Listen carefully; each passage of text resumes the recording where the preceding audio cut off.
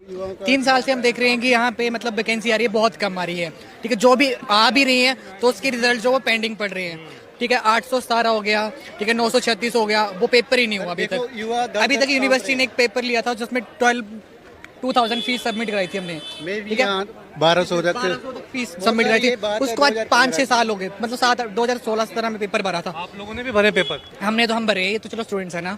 ठीक है, तो उस टाइम से वो पेपर ही नहीं हुआ।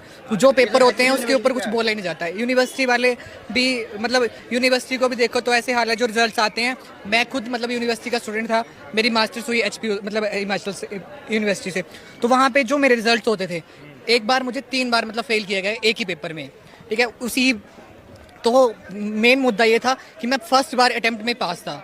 ठीक है, तो मुझे 3 बार बार वही सेम मार्क्स दिए जा रहे थे। मैं 3 बार यूनिवर्सिटी गया, फिर जाके मैं किसी के थ्रू जब यूनिवर्सिटी गया तो बोले आप तो पहले पेपर में पास थे, मेरा रिजल्ट ही अपडेट नहीं हो रहा था।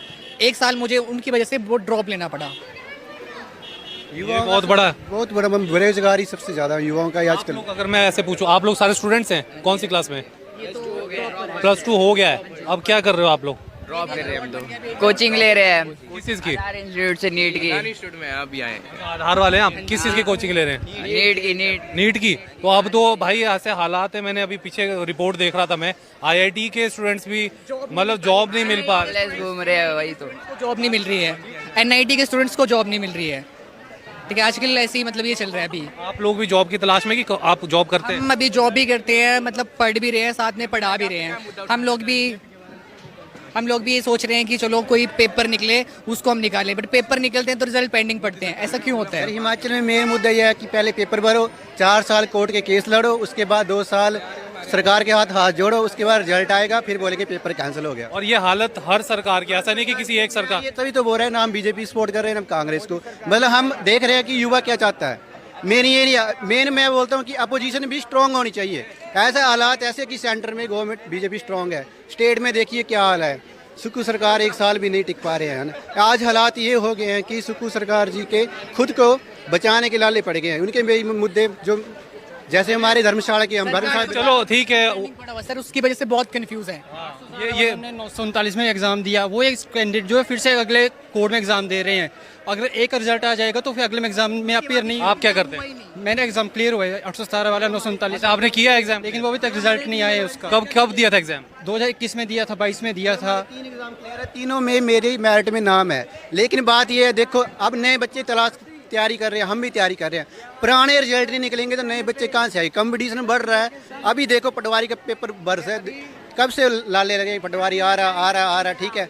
लेकिन जब भी आएगा मैं रिटर्न में लिख के दूंगा कि 1.5 लाख बंदा भरेगा। अच्छा, मतलब एक बात बताइए, कई बार लोग कहते हैं ना, कई बार या जो पार्टी के समर्थक है, केंद्र में जो सरकार है उनके जो समर्थक वो कहते हैं कि बेरोजगारी तो है ही नहीं देश में।